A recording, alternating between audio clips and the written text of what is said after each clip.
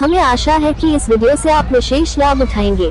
मनुष्य नित्य शिक्षार्थी है और उसे सदा सर्वदा सावधान रहकर जहाँ तहाँ से शिक्षा ग्रहण करते रहना चाहिए। यह शिक्षा आदर्श पुरुषों के जीवन से विशेष रूप से मिलती है, जिनके जीवन में दूसरों को ऊंचा उठाने योग्य आदर्श बातें हो। पौराणिक कहानियाँ, ऐसी ही कुछ कहानियों के बारे में वीडियो जानेंगे। राजकुमार कुणाल का संयम और क्षमा। सम्राट अशोक का नाम इतिहास में प्रसिद्ध है।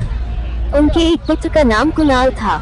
राजकुमार कुणाल बड़े नम्र, विनयी, आज्ञाकारी और पितृभक्त थे। प्रजा राजकुमार कुणाल को बहुत चाहती थी। राजकुमार भी प्रजा के लोगों को सुखी करने का ही उद्योग किया करते थे। राजकुमार कुणाल की पत्नी कंचना भी पतिव्रता और सुशीला थी। सम्राट अशोक की छोटी रानी का नाम तिष्यरक्षिता था। सम्राट अपनी छोटी रानी को बहुत चाहते थे, किंतु उसका चरित्र अच्छा नहीं था। वह राजकुमार कुणाल की सुंदर आंखों पर मोहित हो गई थी।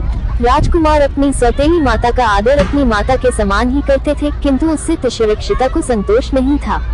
एक दिन अवसर पाकर एकांत में वह राजकुमार से मिली और अपने मन की बात कहने लगी। राजकुमार कुणाल ने हाथ जोड़कर कहा, माता जी, मैं आपको अपनी सगी माता के समान मानता हूँ। अपने पुत्र से आपको कोई अनुचित बात नहीं कहनी चाहिए। तिष्यरक्षिता ने बहुत चेष्टा की, किंतु कुणाल ने उसके पैरों को छोड़कर उसके मुख की ओर देखा ही नहीं। अंत में तिष्यरक्षिता क्रोध में भरकर बोली, मैं तुम्हारे घमंड को चूर कर दूंगी। तुम्हारे इन सुंदर नेत्रों को मैं निकलवा लूंगी, नहीं तो तुम अब भी मेरी बात मान लो।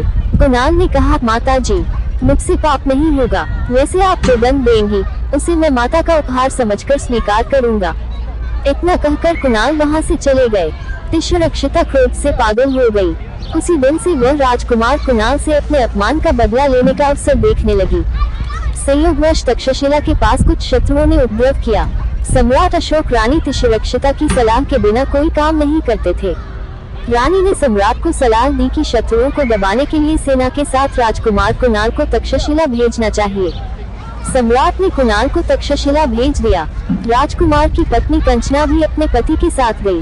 राजकुमार के चले जाने पर तिष्यरक्षिता ने सेनापति के नाम एक पत्र लिखा। सम्राट अशोक रानी पर पूरा विश्वास करते थे। राजकीय मुहर तिष्यरक्षिता के पास रहती थी। तिष्यरक्षिता ने अपने पत्र पर सम्राट के नाम की मुहर लगा दी और पत्र एक कर्मचारी के द्वारा तक्षशिला के सेनापति के पास भेज दिया। तक्षशिला में शत्रुओं को राजकुमार ने भगा दिया था। वहाँ सभी लोग राजकुमार के व्यवहार से उनको देवता के समान मानने लगे थे। जब तिष्यरक्षिता का पत्र सेनापति को मिला, सेनापति के आश्चर्य का ठिकाना नहीं रहा। वह पत्र उसने राजकुमार को दिखाया। राजकुमार कुणाल ने कहा, सेनापति, यह सम्राट का पत्र है। इस पर सम्राट की मुहर लगी है।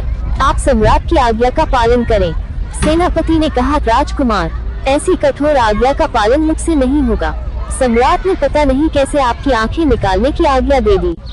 राजकुमार कुणाल का संयम और क्षमा। कुणाल बोले, आज्ञा चाहे जैसे दी गई हो, वह सम्राट की आज्ञा है। मुझे और आपको भी उसका पालन करना चाहिए। लेकिन सेनापति ने राजकुमार की आंखें फोड़ना स्वीकार नहीं किया। अंत में अपने पिता की आज्ञा का सम्मान करने के लिए राजकुमार कुणाल ने अपने हाथों अपने नेत्रों में लोहे की सूजे भूंक लिए। अंधे होकर राजकुमार कुणाल तक्षशिला से चल पड़े। उनके साथ केवल उनकी पतिव्रता पत्नी कंचना थी। वही अपने पति का हाथ पकड़कर आगे आगे चलती और उनकी सेवा करती थी। चक्रवर्ती सम्राट अशोक का पुत्र अपनी पत्नी के साथ साधारण भिखारी की भांति गांव-गांव भटक रहा था। राजकुमार वीणा बजाकर गीत गाते और उससे जो कुछ मिल जाता उसी से उन दोनों का काम चलता था। भटकते भटकते कई वर्षों बाद वे पाटलिपुत्र पटना पहुँचे। रात को जब कुमार गा रहे थे, सम्राट ने उनका स्वर पहचान लिया। वे राजमहल से दौड़े कुणाल के पास गए। इतने दिनों के बाद सम्राट को रानी तिष्यरक्षिता की दुष्टता का पता लगा। सम्राट ने आज्ञा दी, तिष्यरक्षिता को अभी मेरे सामने जीते जी पृथ्वी में गाड़ दो। राजकुमार कुणाल ने सम्राट की आज्ञा सुनते ही पृथ्वी पर मस्तक रख कर कहा, पिताजी, वे मेरी माता है। मैं आपसे भिक्षा मांगता हूँ कि आप उन्हें क्षमा कर दें। राजकुमार की अद्भुत क्षमाशीलता ने सम्राट और सभी लोगों को चकित कर दिया। इस कहानी से हमें यह शिक्षा मिलती है कि व्यक्ति को जीवन में क्षमाशीलता का गुण होना चाहिए। हमारे YouTube चैनल को सब्सक्राइब करें।